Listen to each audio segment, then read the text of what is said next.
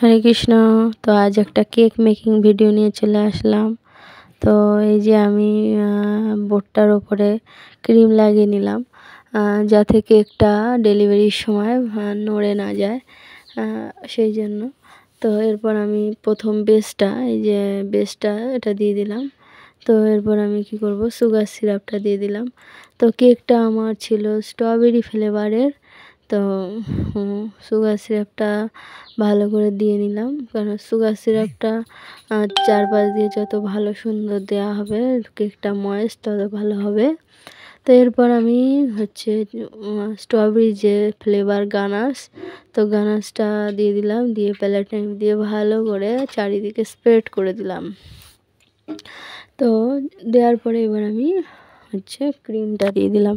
তো ক্রিমটাও কিন্তু ছিল আমার স্ট্রবেরি ফ্লেভারেরই ক্রিম, যাতে কেকটা পুরোপুরি স্ট্রবেরি ফ্লেভারেরই টেস্ট লাগে।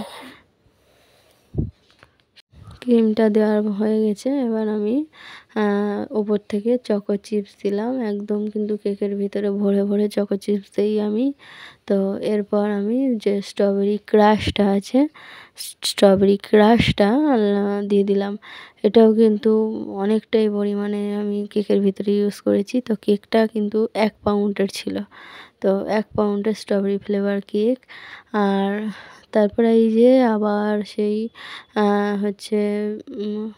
সুগার সিরাপটা কেকের উপরে আবার ভালো করে চারিদিক থেকে সুন্দর করে দিয়ে দিলাম, যাতে কেকটা সুন্দর ময়েস্ট হয়, কেকটা ময়েস্ট থাকে। তো এরপর আবার এই যে গানাশটা দিয়ে দিলাম। গানাশ দেওয়া হয়ে গেলে আমি এটাকে স্প্রেড করে দেবো। তো কেকটা ছিল আমার রিপিটেড কেক, মানে রিপিটেড কাস্টমার কেকটা অর্ডার করেছিল। তো বলেছিল যে তোমার পছন্দের মতন তুমি ডিজাইন করে দিও, কিন্তু ফ্লেভারটা থাকবে স্ট্রবেরি ফ্লেভার। তো সেম প্রসেসিং যেরকমটা প্রথম লেয়ারে দেওয়া হয়েছে, ঠিক সেম প্রসেসে আবার দ্বিতীয় লেয়ারেও দেওয়া হলো। তারপরে এই যে আবার স্ট্রবেরি যে ক্রাশটা আছে সেটা দিয়ে সুন্দর করে প্লেট নাইফ দিয়ে চারিদিকে স্প্রেড করে দিতে হবে, যাতে কেকটা চারিদিক থেকে সুন্দর সমানভাবে টেস্টটা লাগে, স্ট্রবেরির টেস্টটা। তো এরপর আমি যে দুটো লেয়ারের এটা ভালো করে একটু চারিদিক থেকে ফিনিশিং দিয়ে নিলাম। তারপরে চকো চিপস দিয়ে একটু বেশি করে চকো চিপস দিয়ে দিলাম। তো চকো চিপস দিলে কিন্তু কেকের টেস্টটা খুব সুন্দর হয়, মানে কেকের যখন বাইটটা নেওয়া হয়, তো গালে যখন চকো চিপসগুলো পড়ে দারুণ খেতে হয়। তো এই যে আবার আমি ওপরে যে মেন লেয়ারটা সেটা দিয়ে দিলাম, ফাইনাল লেয়ার। তো সেম প্রসেসিং চলবে। তো এরপর কিন্তু শুধু এর উপরে গানাশ আর ক্রিমটাই যাবে, আর চকো চিপসটা আর যাবে না। তো যারা বলেন যে এগলেস কেক বলে কিছু হয় না, বা এগলেস কেকের টেস্ট ভালো হয় না, তারা অবশ্যই একবার আমার কাছ থেকে এগলেস কেক নিয়ে খেয়ে দেখতে পারেন যে এগলেস কেকের টেস্ট কেমন হয়। আর আমি কিন্তু সব রকমেরই সব ফ্লেভারের কেক বানিয়ে থাকি, এমনকি কাস্টমাইজও করে থাকি। কাস্টমাইজ আপনার যেরকম ডিজাইন বলবেন, বা যেরকম ডিজাইনের ফটো আমাকে দেখাবেন, আমি কিন্তু আশা করি সব রকম ডিজাইনের কেকই করতে পারবো। তো এই যে আমি ফাইনাল যে ফিনিশিংটা সেটা এবার করে নিচ্ছি। তো আমি এই যে ক্রাম কোটিংটা আমার হয়ে গেলে কিন্তু আমি কেকটা কিছুক্ষণের জন্য ফ্রিজে রেখে দেবো, 1 ঘন্টা মতন।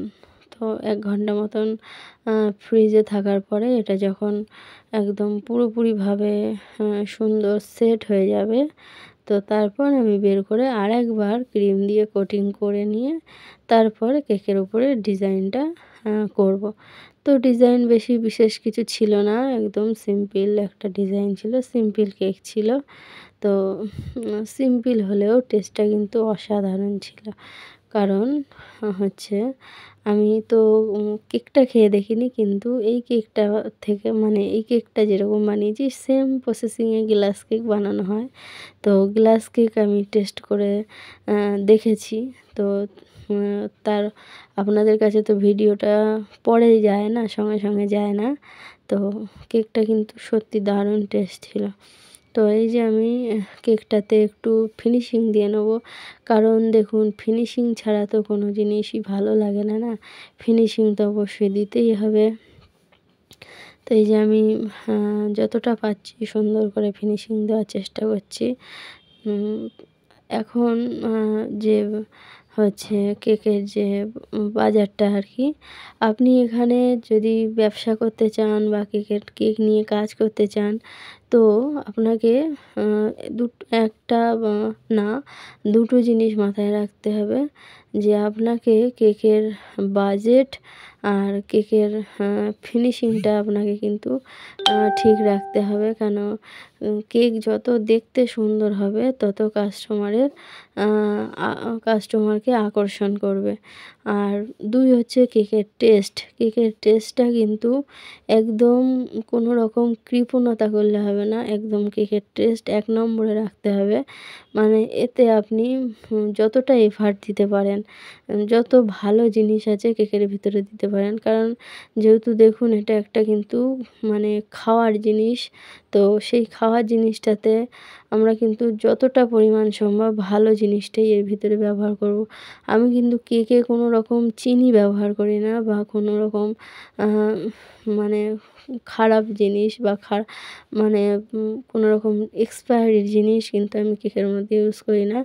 কারণ এই কেকটা বলে না, আমার যেকোনো কেকই বিশেষ করে খুব কম হচ্ছে বাইরের কাস্টমার অর্ডার করে, কিন্তু বেশি সবাই ভক্তরা অর্ডার করে। তো ভক্তরা কেক নেওয়া মানেই কিন্তু ভগবানকে নিবেদন করবে। তো ভগবানকে কেক নিবেদন করা মানেই সেটা ভগবান গ্রহণ করবে। তাই আমার মাথাতেও রাখতে হয় যে আমি এটাতে কীভাবে শুদ্ধতা বজায় রাখবো। তো কেকটা দেখুন কথা বলতে, বলতে হয়ে গেছে। তারপর আমি কিছু গ্লাস কেকের অর্ডার ছিল সেগুলোও বানিয়ে নিলাম।